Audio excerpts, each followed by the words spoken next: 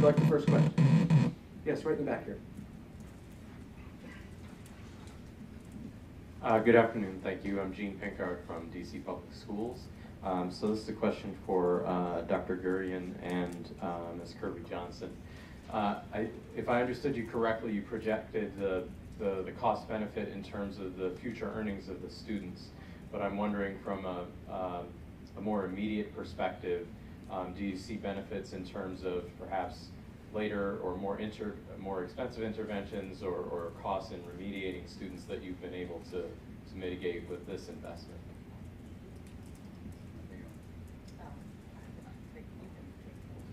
I'll start the first part.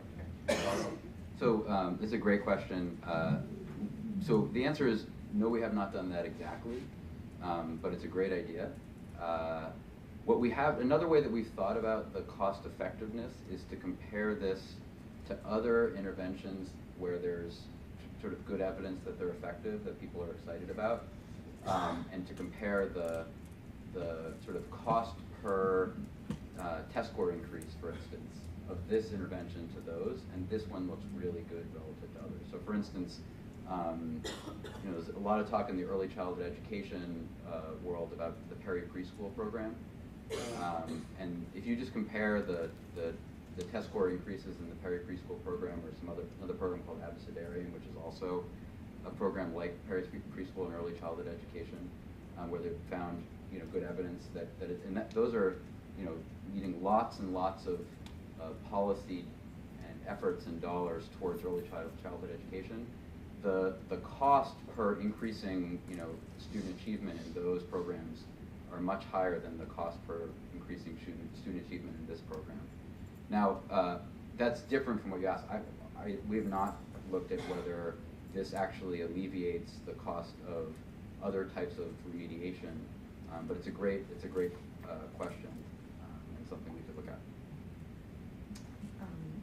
Okay, so from my perspective, the cost, just to be frank right now, it is about $3,200 per student for the program.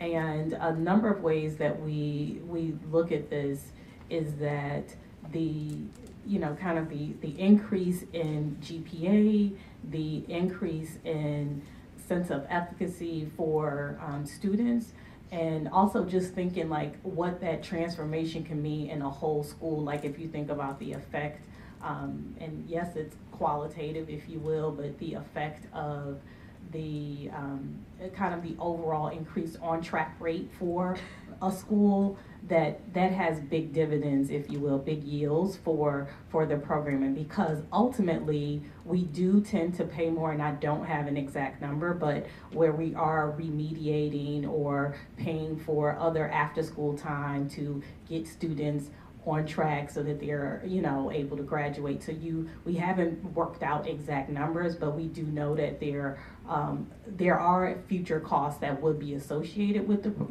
with meeting those student needs, if you will. And we haven't seen anything that's as effective. I mean, that's the thing.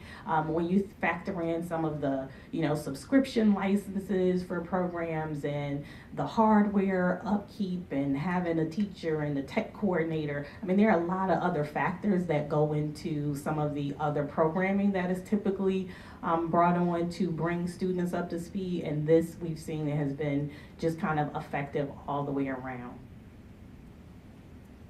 One other sort of follow-up point, which is that the discussion earlier about the other teachers in this building sort of points out that in addition to the positive effects that I showed for the kids who are in the program, if this is also sort of improving the effectiveness for the teachers in the regular math classrooms and in the other classrooms, whether it's because it's changing the behavior of the kid or because they're convincing their friends to engage with math in different ways, that is a way that it makes the other dollars that you're spending more effective, right? In addition to this money, and that also should be taken into consideration.